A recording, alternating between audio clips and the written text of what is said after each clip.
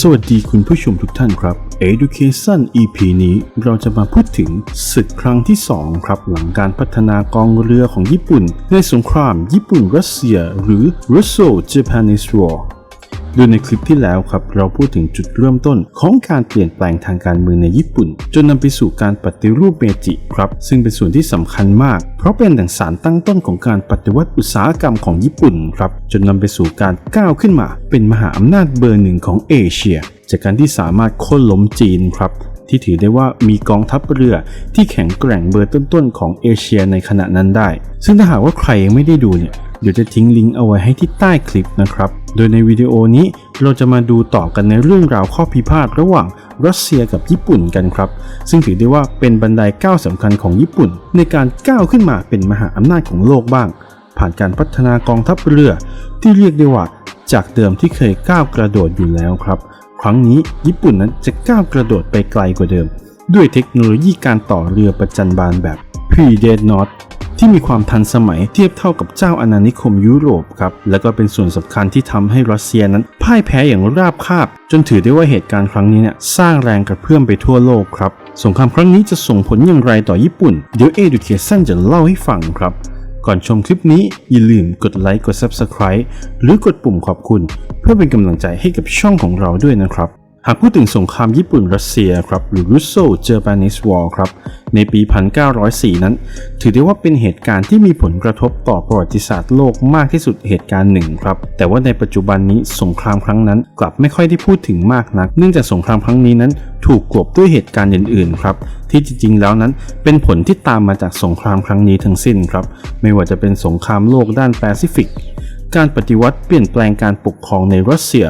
หรือการเรียกร้องเอกราชจากมหาอำนาจตะวันตกที่เกิดขึ้นพร้อมกันทั่วโลกแม้กระทั่งรูปแบบการรบในสงครามโลกครั้งที่1นั้นที่ถือได้ว่ามีคนตายอย่างมหาศาลก็ล้วนแต่มีผลพวงมาจากสงครามครั้งนี้ทั้งสิ้นครับทีนี้เรามาดูที่มาที่ไปของ2ประเทศคู่สงครามกันก่อนครับซึ่งถ้าหากว่าเราย้อนดูยุทธศาสตร์ในการขยายอาณานิคมของรัสเซียในยุคของพระเจ้าซาร์นิโคลัสที่2ครับเราจะพบว่ารัสเซียนั้น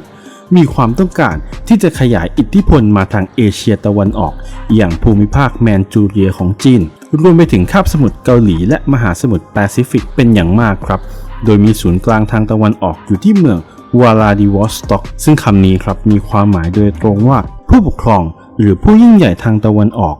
ซึ่งเป็นหลักฐานที่เห็นได้ชัดครับว่ารัสเซียนั้นต้องการที่จะขยายอิทธิพลมาทางตะวันออกแม้กระทั่งการสร้างทางรถไฟสายทรานไซบีเรียซึ่งถือได้ว่าเป็นทางรถไฟที่ยาวมากๆครับเชื่อมต่อระหว่างเมืองวลาดิวอสต็อกที่อยู่ทางตะวันออกและมอสโกที่อยู่ทางตะวันตกนอกจากจะเป็นเส้นทางสำคัญในการขนย้ายสินค้าระหว่างตะวันตกและตะวันออกแล้วครับ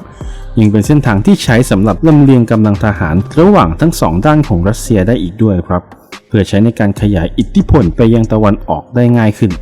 ทีนี้เรากลับมาดูประเทศญี่ปุ่นกันบ้างครับหลังจากการปฏิรูปประเทศไปแล้วในหลายๆด้านครับรวมทั้งด้านการทหารด้วยแต่ในสายตาของชาวโลกโดยเฉพาะมหาอำนาจยุโรปนั้นก็ยังคงมองว่าญี่ปุ่นไม่ได้ต่างไปจากประเทศอื่นๆในเอเชียมากนักแต่ทางญี่ปุ่นเองนั้นก็ถือว่ามีความทะเยอทะยานครับที่จะสร้างจักรวรรดิและก็หมายตาดินแดนเดียวกับรัสเซียด้วยเช่นกันครับอย่างคาบสมุทรเกาหลีและแมนจูเรียของจีน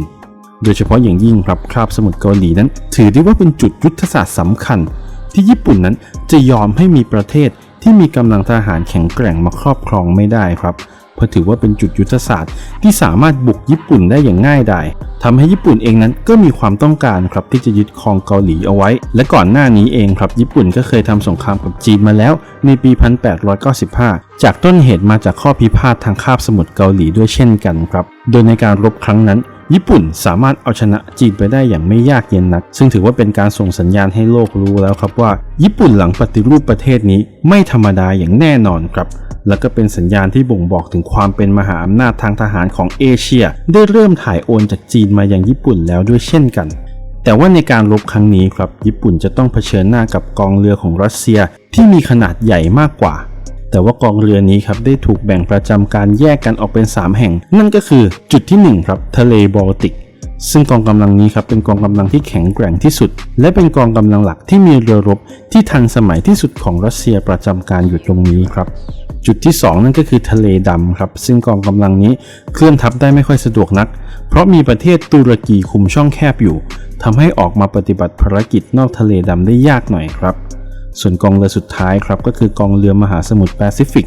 ซึ่งตั้งอยู่ที่พอร์ตอาร์เธอร์ซึ่งกองกำลังนี้ครับเป็นกองกำลังที่ค่อนข้างเก่า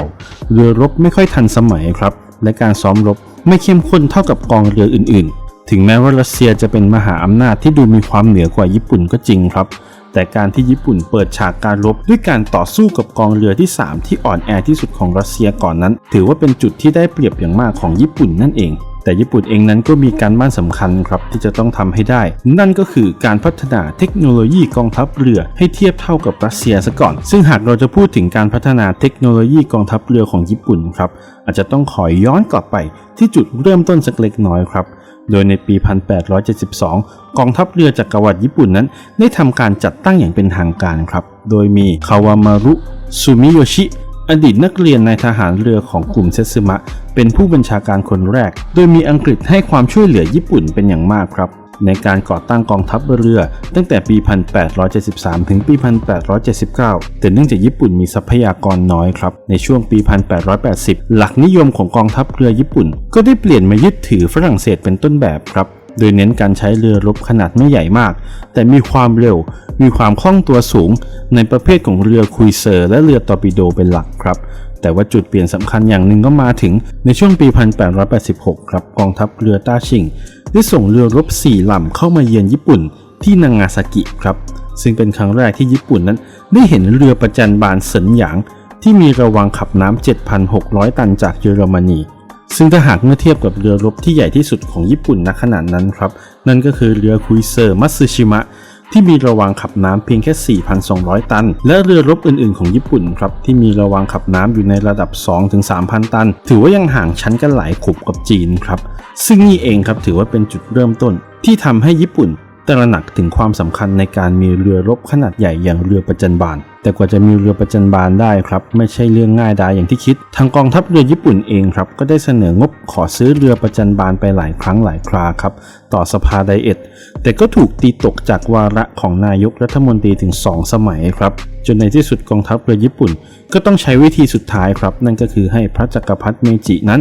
ออกหน้าในการขอให้รัฐบาลญี่ปุ่นอนุมัติเรื่องนี้พร้อมทั้งให้ตัดงบบางส่วนของสำนักพระราชวังครับแล้วก็ขอร้องให้ข้าราชการนั้นลดเงินเดือนลงอีก 10% ครับเพื่อเป็นเงินทุนในการซื้อเรือประจันบานจนสุดท้ายครับรัฐสภาญี่ปุ่นนั้นยอมและอนุมัติให้ซื้อเรือประจันบานโดยในปี 1894 ครับรัฐบาลญี่ปุ่นนั้นได้ว่าจ้างอู่ต่อเรือ Thames Iron Works ของอังกฤษครับให้ทำการต่อเรือประจันบานแบบแรกของญี่ปุ่นและที่สำคัญครับเรือประจันบานแบบนี้นั้นเป็นเรือแบบ Pre-Dreadnought นั่นก็คือเรือประจันบานที่มีป้อมปืนหลักขนาด 12 นิ้วป้อมคู่ครับ2 ป้อมและปืนรองขนาดต่างๆนั้นติดตั้งมาบนด่านฟ้าเรือและก็สามารถหมุนไปมาได้ครับและยังมีป้อมปืนรองด้านข้างในราคาประมาณ10 ล้านเยนโดยเรือประจันบาน2 ลำแรกครับได้แก่เรือฟูจิและเรือยาชิมะทั้งคู่นั้นได้ถูกวางกระดูกงูในปี 1894 ครับแล้วก็เดินทางมาถึงญี่ปุ่นในเดือนกุมภาพันธ์ปี 1898 ซึ่งเป็นหลังจากช่วงที่จบสงครามจีนญี่ปุ่นครั้งแรกไปแล้วโดยเรือประจันบานฟูจิครับมีต้นแบบมาจากเรือ Royal Sovereign Class ของอังกฤษโดยมีระวางขับน้ำที่ลดลงมาถึง 2,000 ตันครับจาก 14,000 ตันเหลือ 12,000 ตันโดยหลังจากที่ญี่ปุ่นได้รับชัยชนะในสงครามกับจีนในปี 1894 ครับก็ได้รับค่าปฏิกรรมสงครามมากมายจากจีนจึงได้นำเงินส่วนนี้นั้นไปสั่งซื้อเรือประจันบานเพิ่มเติมอีก 2 ลำจากอังกฤษครับในขณะที่ฟูจิและยาชิมะนั้นยังต่อไม่แล้วเสร็จนั่นก็คือเรือประจันบานในชั้นชิคิชิมะคลาสได้แก่เรือชิคิชิมะและเรือฮัตสึโดยต่อแล้วเสร็จพร้อมเข้าประจำการในปี 1900 และปี 1901 ครับลักษณะทั่วไปนั้นก็คล้ายๆกับเรือฟูจิครับแต่ว่าติดอาวุธมากขึ้นและมีระวางขับน้ำเพิ่มขึ้นเป็น 15,000 ตันแต่เรือประจันบาน4 ลำเท่านี้ครับก็อาจจะไม่เพียงพอที่จะเติมเต็มความทะเยอทะยานของญี่ปุ่นครับในขณะที่เรือประจันบาน4 ลำที่สั่งซื้อไปแล้วยังไม่ได้ของกลับมาเลยครับเรือแบบใหม่ก็ได้รับการสั่งซื้อเพิ่มเติมเข้ามาอีกนั่นก็คือเรือประจันบานแบบอาซาฮิซึ่งคุณลักษณะทั่วไปครับก็ไม่ได้แตกต่างจากเรือฟูจิและเรือชิคิชิมะมากนัก และเรือลำสุดท้ายที่ญี่ปุ่นสั่งต่อในช่วงระหว่างเตรียมพร้อมทำสงครามกับรัสเซียครับนั่นก็คือเรือประจำบานมิคาสะซึ่งถือได้ว่าเป็นเรือประจันบานญี่ปุ่นที่มีชื่อเสียงที่สุดในยุคของ Pre-Dreadnought นั่นเองครับเนื่องจากรับหน้าที่เป็นเรือธงในสงครามครั้งนี้โดยสั่งต่อจากอังกฤษในปี 1898 ครับและเข้าประจำการในปี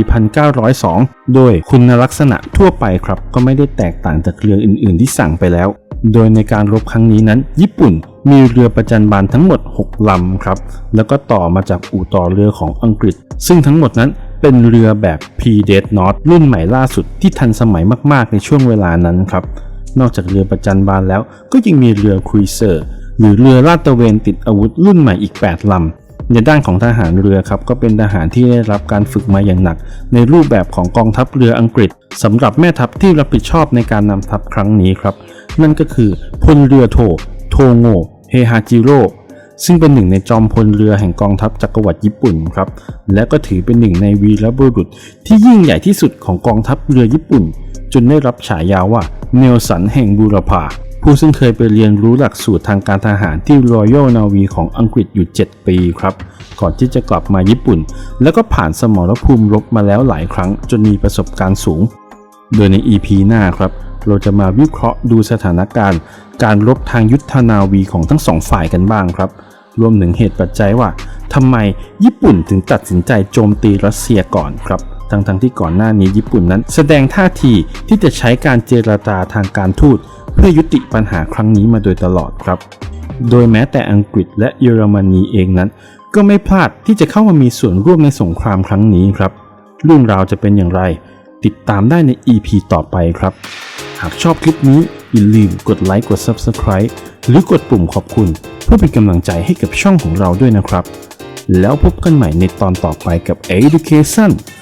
สาระแบบสั้นๆที่คุณอาจไม่เคยรู้